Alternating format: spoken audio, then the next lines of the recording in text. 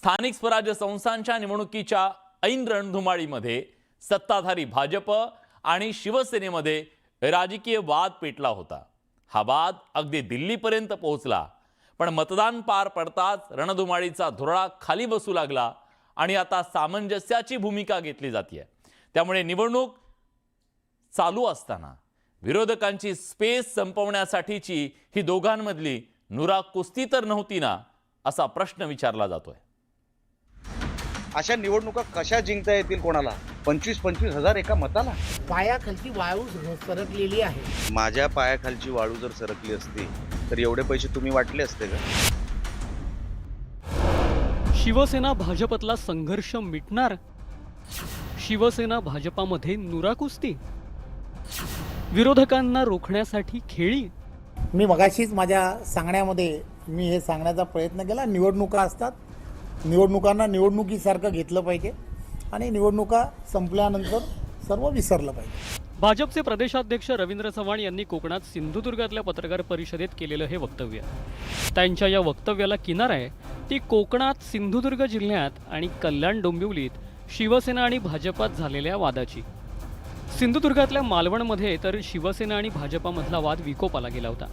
कल्याण डोंबिवलीत शिवसेना आणि भाजपात परस्परांच्या नेत्यांच्या पक्षप्रवेशामुळे वातावरण आणखीनच बिघडलं होतं। यावरून दोन्ही बाजूंनी एकमेकांवर आरोप प्रत्यारोप आणि आव्हान प्रतिआव्हान दिलं गेलं।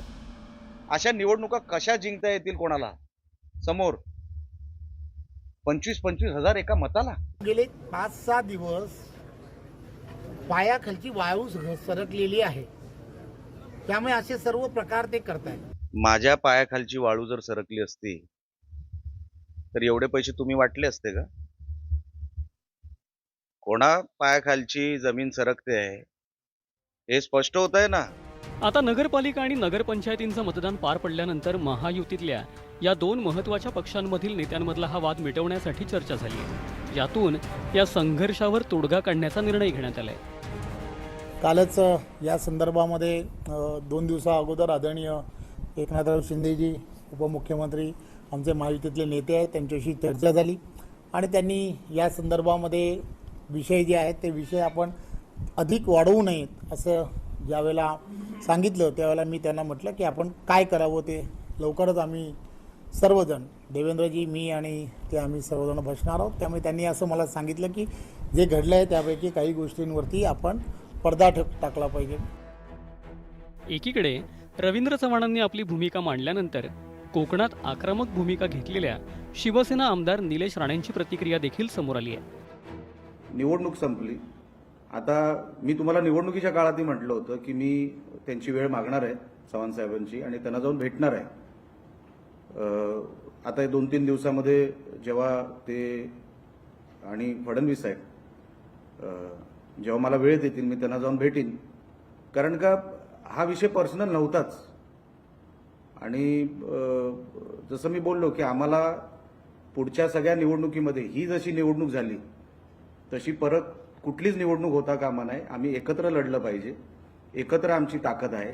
रवींद्र चव्हाणांनी मी ऐकलं की त्यांनी प्रेस कॉन्फरन्स घेतली आणि त्यांनी सांगितलं की आता आपल्यामध्ये वाद नसावेत, आपण एकमेकांच्या पक्षातले कार्यकर्ते घेणार नाहीत असं त्यांनी जाहीर केलं। मला वाटतं उशिरा का होईना त्यांनी एक चांगला निर्णय त्यांच्या पद्धतीने घेतलाय आणि हीच भूमिका माननीय मुख्यमंत्री आणि उपमुख्यमंत्र्याची होती आणि त्या अनुषंगानेच आपण काम केलं पाहिजे।